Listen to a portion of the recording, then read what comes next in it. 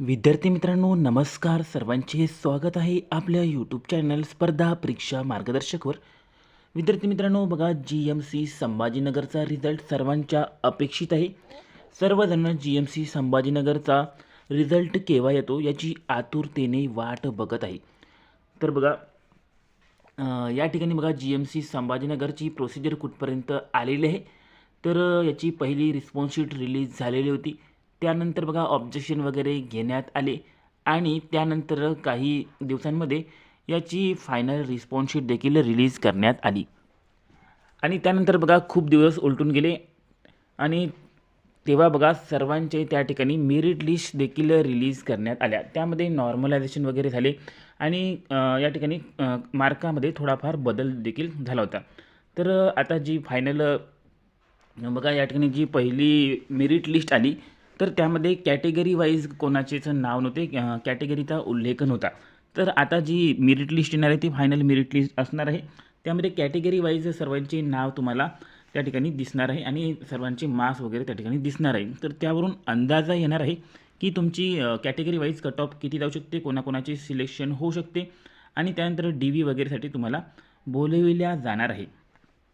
तर बघा हा रिझल्ट आता कधी येऊ शकतो, सर्व काही माहिती आपण या व्हिडिओमध्ये बघणार आहोत. तर या ठिकाणी बघा आपण कॉन्टॅक्ट वगैरे केला होता. या ठिकाणी GMC संभाजीनगरच्या कॉन्टॅक्ट सेक्शनमध्ये जो काही कॉन्टॅक्ट नंबर दिलेला आहे त्यावर देखील आपण कॉन्टॅक्ट केला होता. तर ती माहिती काय आहे ते देखील या ठिकाणी आपण तुम्हाला सांगणार आहोत. तर व्हिडिओ शेवटपर्यंत बघा, नक्कीच तुम्हाला या माहितीचा तो फायदा होणार आहे.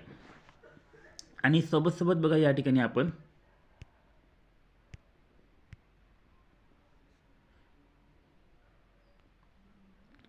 सोबत आपण चतुर्थ श्रेणी कामाचे स्वरूप आणि पगार भत्ते आणि राहण्याची सोय बघा तुमचं सिलेक्शन झाल्यानंतर जे काही चतुर्थ श्रेणी पदामध्ये तुमचं या ठिकाणी पोस्टिंग होणार आहे तर त्याचे कामाचे स्वरूप काय राहणार आहे, त्यामध्ये तुम्हाला पगार किती मिळणार आहे, भत्ते काय मिळणार आहे, राहण्याची सोय काय आहे, सर्व काही तुम्हाला या ठिकाणी बघा आपण माहिती देणार आहोत. त्यानंतर वेटिंग लिस्ट लागणार की काय आणि डॉक्युमेंट्स व्हेरिफिकेशन कधी होणार आहे आणि डॉक्युमेंट्स व्हेरिफिकेशनमध्ये कोणकोणते डॉक्युमेंट्स तुम्हाला सोबत न्यायचे आहे आणि अशी कोणती सिच्युएशन आहे की ज्यामध्ये तुम्हाला डॉक्युमेंट्स व्हेरिफिकेशनमधून बाद केल्या जाऊ शकते, सिलेक्शन होऊन देखील तुमचं या ठिकाणी फायनल सिलेक्शन होऊ शकत नाही. सर्व काही माहिती डिटेलमध्ये आपण या व्हिडिओमध्ये तुम्हाला सांगणार आहोत, त्यामुळे व्हिडिओ शेवटपर्यंत पहा. फक्त तुम्हाला एक रिक्वेस्ट आहे की चॅनलवर तुम्ही नवीन आला असाल आणि अजूनपर्यंत तुम्ही चॅनलला सबस्क्राईब देखील केले नसेल तर चॅनलला आत्ताच सबस्क्राईब करून घ्या, कारण की रिझल्ट जेव्हा येणार आहे तेव्हा सर्वात पहिले तुम्हाला आपल्याच चॅनलवर त्याच्याबद्दलची अपडेट बघायला मिळणार आहे.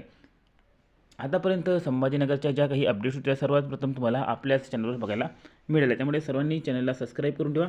आणि याचसोबत बघा आपला एक टेलिग्रामचा देखील ग्रुप आहे, ऑल GMC ग्रुप, याला देखील तुम्ही जॉईन करून घ्या. याचं लिंक डिस्क्रिप्शनमध्ये दिलेलं आहे आणि रिझल्टबद्दलची अपडेट देखील तुम्हाला सर्वात प्रथम टेलिग्राम चॅनलवर बघायला मिळणार आहे. तर यावर तुम्ही डिस्कशन करू शकता.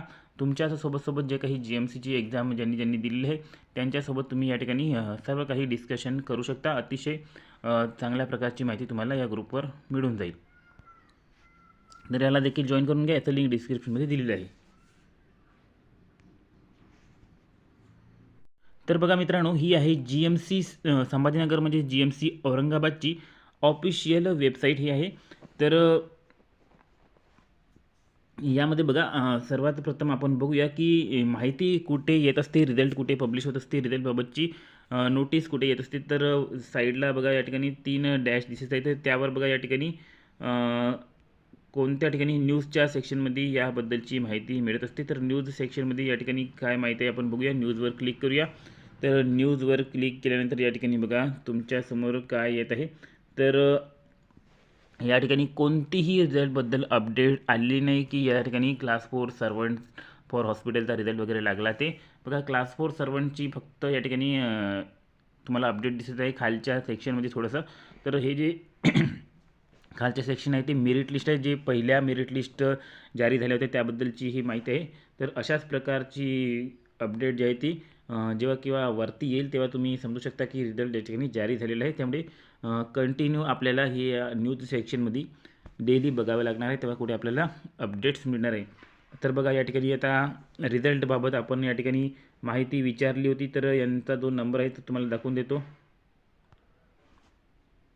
तर कॉन्टॅक्ट बघा GMC औरंगाबादच्या कॉन्टॅक्ट सेक्शनमध्ये आपण जाऊया.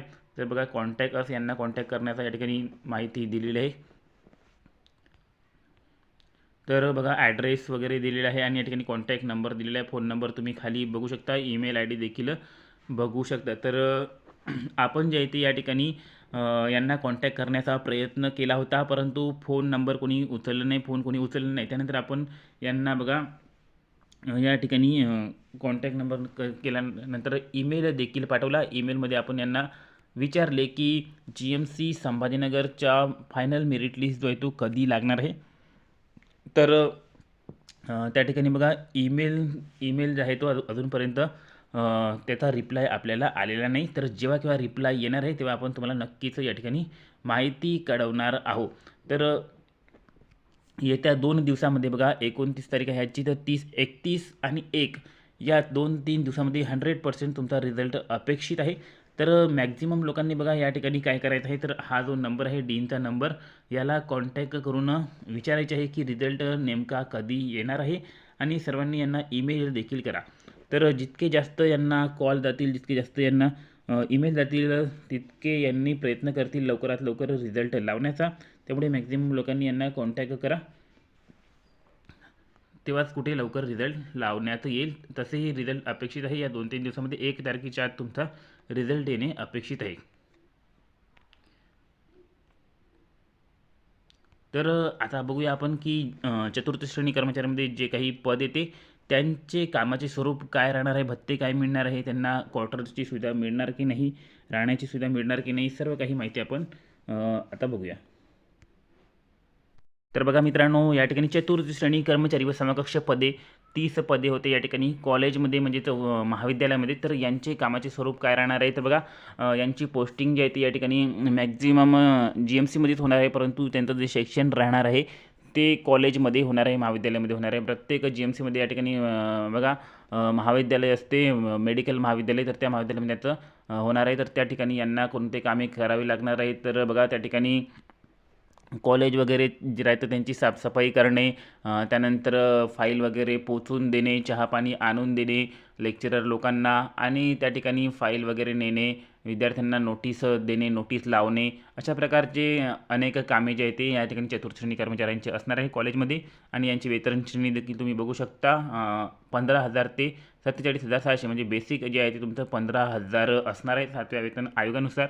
आणि बेसिक बघा या ठिकाणी 15,000 आहे, म्हणजे 15,000 पगार तुमचा येईल असं नाही, तर याच्यापेक्षाही जास्त पगार तुमचा येणार आहे. याच्यामध्ये DA वगैरे, भत्ते वगैरे, सर्व काही अलाउन्स वगैरे ॲड होऊन तुमचा पगार जो आहे तो 25,000 ते 30,000 तुमचा इन हँड पगार भेटणार आहे.